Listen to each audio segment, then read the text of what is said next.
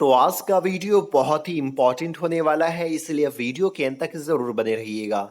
दरअसल आप लोग बार बार एक सवाल पूछ रहे थे कि सर 2021 में हिंदी का क्वेश्चन कैसा होगा, इजी होगा या टफ होगा, कैसा क्वेश्चन होता है। तो आज हम लोग इस वीडियो में उसी चीज़ को देखने वाले हैं।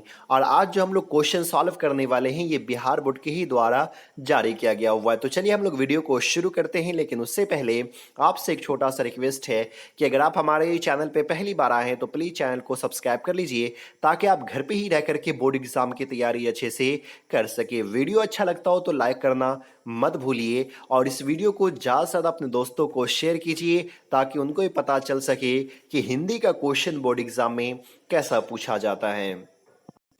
तो देखिए हम लोग उसी क्वेश्चन को सॉल्व करने की कोशिश करेंगे जो बिहार बोर्ड के द्वारा जो है सो जारी किया गया हुआ है। तो चलिए हम लोग बढ़ते हैं पहले क्वेश्चन की तरफ। और आपको ये भी बात याद रखना है कि अब बोर्ड में जो है सो 60 ऑब्जेक्टिव क्वेश्चन पूछता है, जिसमें से आपको जो है सो 50 का जवाब देना होता है। तो चलिए आज हम लोग जो है सो कम से कम 25 से 30 क्वेश्चन को सॉल्व करेंगे, देखेंगे क्वेश्चन कैसा पूछा जाता है। तो पहला क्वेश्चन है 1869 से 1875 तक बाल कृष्ण भट्ट ने किस स्कूल में अध्यापन किया। यानी कि बाल कृष्ण भट्ट जो है पहला ही चैप्टर इनके द्वारा लिखा गया हुआ है जो बातचीत है। तो 1869 से लेकर के 1875 तक जो बाल कृष्ण भट्ट किस स्कूल में जो है सो वो पढ़ाए थे, टीचिंग किए थे। तो आपको बात याद रखना है ये प्रयाग के मिशन स्कूल में जो है सो पढ़ाए थे। तो सही आंसर ए हो जाएगा। रेल का विकट खेल किसकी रचना है। तो ये जो रेल का विकट खेल है ये भी जो है सो बाल कृष्ण भट्ट के द्वारा ही लिखी गई हुई रचना है।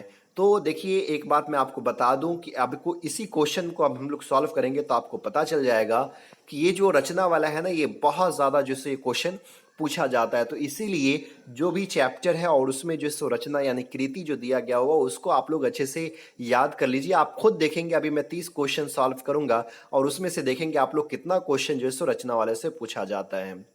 बालकृष्ण भट्ट कैसे स्वभाव के व्यक्ति थे। तो बालकृष्ण भट्ट जो थे ना वो नर्म नहीं बल्कि बहुत उग्र थे। और आप लोग इसके उग्र का ये आप इसी बात से अंदाज़ा लगा सकते हैं कि 1888 में पाठशाला इंटर कॉलेज में जो है सो ये अध्यापक के रूप में जो है सो वहाँ पे पढ़ाना शुरू किए थे। लेकिन इसके उग्र स्वभाव से वहाँ से उनको जो है सो निकाल दिया गया था और उसके बाद जो है सो ये लिखने का ही काम जो है सो जारी रखे थे। तो बहुत ज़्यादा जो है सो ये उग्र थे। तो सही आंसर जो है सो सी हो जाएगा। अगला क्वेश्चन है गुलेरी जी ने कुल कितनी कहानियां लिखी। तो गुलेरी जी ने जो सिर्फ और सिर्फ अपने ज़िंदगी में जो है सो 3 ही कहानी जो है सो लिखा है। इसका पूरा नाम आप लोग जानते होंगे, चंद्रधर शर्मा गुलेरी। और बात याद रखिएगा इसकी जो कहानी उसने कहा था बहुत ही इंपॉर्टेंट कहानी। आप कल्पना कर सकते हैं कि कहानीकार में ये प्रमुख कहानीकार है गुलेरी जी जो है। और कितनी कहानियाँ लिखे, सिर्फ और सिर्फ जो है सो 3 कहानियाँ ही लिखे हैं। लेकिन इनकी तीनों कहानियाँ ऐसी प्रसिद्ध कहानियाँ, ऐसी फेमस कहानियाँ हैं कि लोग जो है सो गुलेरी जी को कहानीकार के रूप में जो है सो जानते हैं। गुलेरी जी की कहानी उसने कहा था किस शहर के भीड़ भाड़ बाजार से शुरू होती है। तो ये जो है सो अमृतसर के बाजार से शुरू होती है। तो सही आंसर जो है सो सी हो जाएगा। अगला क्वेश्चन है भारतीय सिपाहियों का किसके साथ संघर्ष हुआ था। तो ये जर्मनों के साथ जो है सो संघर्ष हुआ था। ये भी जो है सो उसने कहा था ही जो चैप्टर वहाँ से ये क्वेश्चन जो है सो लिया गया है। जयप्रकाश नारायण 1974 ईस्वी में आपातकाल के दौरान किस आंदोलन के लिए जेल गए थे। तो ये छात्र आंदोलन के लिए जो है 1974 में जो है सो जेल गए थे। तो सही आंसर जो है सो बी हो जाएगा। जयप्रकाश नारायण के पिता का नाम क्या है। तो जयप्रकाश नारायण के पिता का नाम हरसू दयाल है। तो सही आंसर सी हो जाएगा। रेणुका किसकी रचना है। तो ये रेणुका जो है सो रामधारी सिंह की रचना है। तो यहाँ पे सही आंसर सी हो जाएगा। अगला क्वेश्चन है मालती के पति का क्या नाम है। तो आप सब जाने होंगे मालती के पति का नाम क्या है। तो मालती के पति का नाम जो है सो महेश्वर है, जो गैंगरिंग के डॉक्टर हैं, जो ऑपरेशन करते हैं। आप लोग देखे होंगे रोज चैप्टर में इसके सारांश का वीडियो भी मैं अपलोड कर चुका हूं। और अभी तक जितने भी आप लोग क्वेश्चन देखे लगभग मैं सभी चैप्टर का जो सो वीडियो बना करके अपलोड कर चुका हूं। अगर अभी तक आप लोग वो वीडियो नहीं देखे तो कृपया करके प्ले लिस्ट में जाइए हिंदी फॉर 2021 और सभी वीडियो को देख लीजिए। कहरानामा किसकी कृति है? तो कहरानामा जो है सो मलिक मोहम्मद जैसी की कृति है। आगे बढ़ने से पहले मैं आपको बता दूं कि अगर आप 2021 में बोर्ड एग्जाम देंगे और देने वाले हैं तो आपके लिए मैं जो है सो इंग्लिश 100 मार्क्स और हिंदी 100 मार्क्स का स्टडी मटेरियल तैयार कर दिया हूं, जो आपको पीडीएफ के रूप में मिलने वाला है। आप इस नोट से तैयारी करके बोर्ड एग्जाम में अच्छा खासा नंबर लेकर के आ सकते हैं और इस नोट्स को पढ़ने के बाद आपको किसी भी तरह के नोट्स या गेस पर पढ़ने की ज़रूरत नहीं पड़ेगी। अगर आप इसे खरीदना चाहते हैं तो आपको 180 रुपया इसके लिए पे करना होगा। इंग्लिश का 400 रुपया और हिंदी का 80 रुपया। आप हमें जो है सो 8083216409 पे पेटीएम या फ़ोन पे या गूगल पे के द्वारा पेमेंट कर सकते हैं और पेमेंट करने के बाद उसका फ़ोटो लेकर के व्हाट्सएप पे मैसेज कर दिए, व्हाट्सएप पे ही पीडीएफ मिल जाएगा। यही है मेरा व्हाट्सएप नंबर 8083216409। चलिए अगला क्वेश्चन है, साहित्य लहरी किसकी रचना है? तो ये साहित्य लहरी जो रचना है सूरदास, तो सही आंसर जो है सो डी हो जाएगा, लेकिन बहुत ही फेमस इसकी एक कृति है। अगला क्वेश्चन है, सूर काव्य के 3 प्रधान विषय क्या है? तो देखिए सूरदास जो कविता लिखा करते थे उसका जो 3 विषय हुआ करता था ना, वो कुछ इस प्रकार से था, विनय भक्ति, वात्सल्य और प्रेम श्रृंगार जो है। तो सही आंसर यहाँ पे जो है सो सी हो जाएगा। अगला क्वेश्चन है, तुलसी की माता का नाम क्या है? तो तुलसी के माता का नाम, तो तुलसीदास के माताजी का जो नाम था वो हुलसी था। तो सही आंसर जो है सो ए हो जाएगा। लेकिन अगला क्वेश्चन है, कवितावली किसकी रचना है? तो कवितावली जो है सो ये रचना तुलसीदास की है। तो सही आंसर जो है सो सी हो जाएगा। चलिए अगले क्वेश्चन की तरफ बढ़ते हैं। क्वेश्चन नंबर 16 कह रहा है, ध्रुव स्वामी किसने लिखा है? तो ध्रुव स्वामी जो लिखा है वो आपको जो है सो जयशंकर प्रसाद ने लिखा है। तो सही आंसर बी हो जाएगा। तो ध्रुव स्वामिनी है ना, जयशंकर प्रसाद के द्वारा लिखी गई हुई है। चलिए अगले क्वेश्चन की तरफ बढ़ते हैं। अगला क्वेश्चन कह रहा है, इंदु का प्रकाशन कब हुआ? तो इंदु का प्रकाशन जो है सो 1909 ईस्वी में हुआ था। अगला क्वेश्चन कह रहा है, सुभद्रा कुमारी चौहान की मृत्यु कैसे हुई? तो सुभद्रा कुमारी चौहान की मृत्यु जो है सो कार एक्सीडेंट में हुई थी, कार दुर्घटना में। तो सही आंसर यहाँ पे क्या हो जाएगा? सी हो जाएगा। बिखरे मोती कहानी संग्रह है, यानी कि बिखरे मोती जो है सो किसके द्वारा लिखी गई है? तो सुभद्रा कुमारी चौहान के द्वारा लिखी गई है। तो देख रहे हैं आप लोग जो सो रचना जो है सो कितना ज़्यादा जो है सो यहाँ से क्वेश्चन जो है सो पूछा जा रहा है। अगला क्वेश्चन है, दूसरा सप्तक किसने लिखा? तो ये शमशेर बहादुर सिंह ने जो है सो लिखा है। तो सही आंसर जो है सो ए हो जाएगा।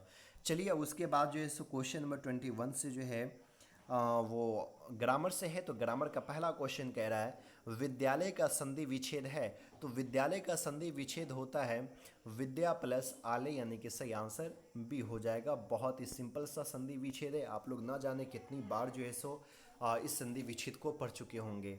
अगला क्वेश्चन है क्वेश्चन नंबर 22, संचय का संधि विच्छेद होगा? तो संचय का संधि विच्छेद जो है वो सम प्लस चय होगा, यानी कि सही आंसर सी हो जाएगा।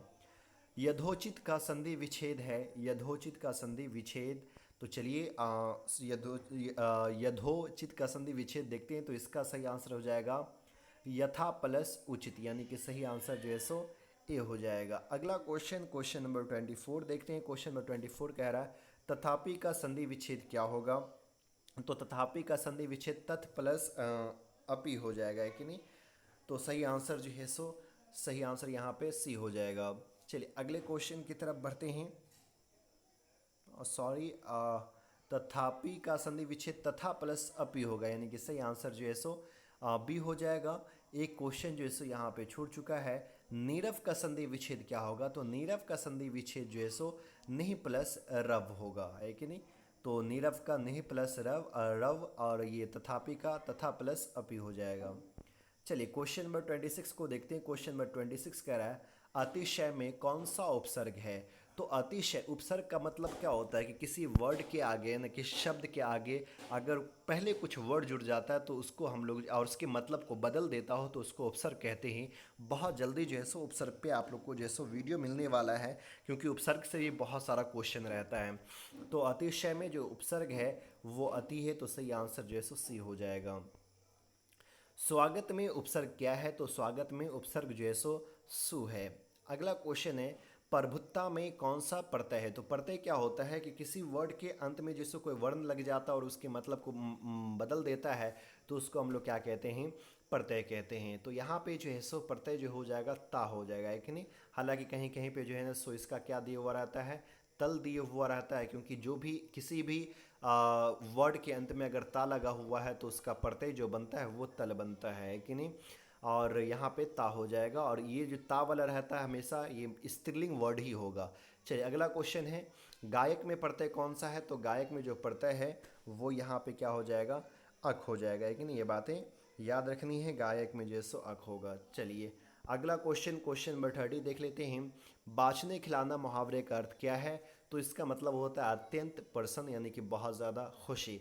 तो आज की इस वीडियो में हम लोग 30 क्वेश्चन को जो है सो कवर किए। उम्मीद करते हैं आपको वीडियो अच्छा लगा होगा, आपको जो समझ में आया होगा क्वेश्चन जो है सो कैसा पूछा जाता है, और बाकी क्वेश्चन को हम लोग जो है सो कल के वीडियो में कवर करेंगे। अगर वीडियो आपको अच्छा लगा हो तो प्लीज़ लाइक कीजिए, ज़्यादा से ज़्यादा शेयर कीजिए, और हमारे चैनल पर अगर पहली बार आए तो प्लीज़ चैनल को सब्सक्राइब कीजिए। फिर मिलते हैं अगले वीडियो में, तब तक के लिए बाय।